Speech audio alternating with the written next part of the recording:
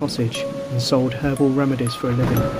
Folks living in the town nearby called her Bloody Mary and said she was a witch. None dared cross the old crone for fear that their cows would go dry, their food stores rot away before winter, their children take sick of fever, or any number of terrible things that an angry witch could do to her neighbours. Then the little girls in the village began to disappear, one by one. No one could find out where they had gone.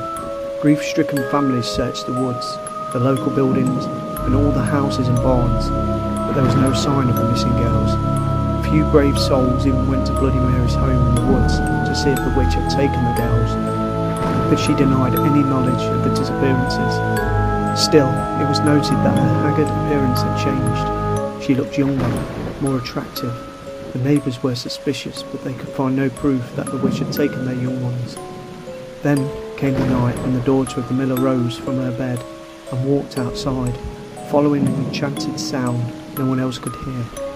The miller's wife had a toothache and was sitting up in the kitchen, treating the tooth with a herbal remedy, when her daughter left the house. She screamed for her husband and followed the girl out the door.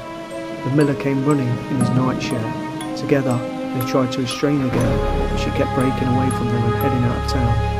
The desperate cries of the miller and his wife woke the neighbours.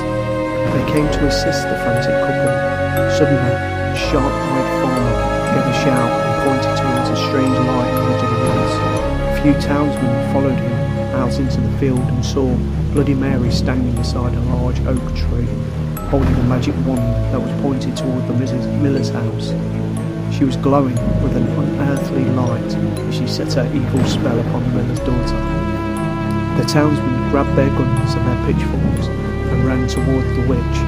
When she heard the commotion, Bloody Mary broke off her spell and fled back into the woods. The far-sighted farmer had loaded his gun with silver bullets in case the witch came after his daughter.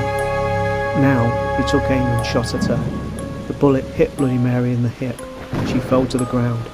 The angry townsmen leapt upon her and carried her back into the field, where they built a huge bonfire and burned her at the stake. As she burned, Bloody Mary screamed a curse at the villagers. If anyone mentioned her name aloud before a mirror, she would send her spirit to revenge herself upon them for her terrible death. When she was dead, the villagers went into the house in the wood and found the unmarked graves of the little girls the evil witch had murdered. She had used their blood to make her young again. From that day to this, anyone foolish enough to chant Bloody Mary's name 3 times before a darkened mirror will summon the vengeful spirit of the witch. It is said that she will tear their bodies to pieces and rip their souls from their mutilated bodies. The souls of these unfortunate ones will burn in a torment as Bloody Mary once was burned, and they will be trapped forever in the mirror.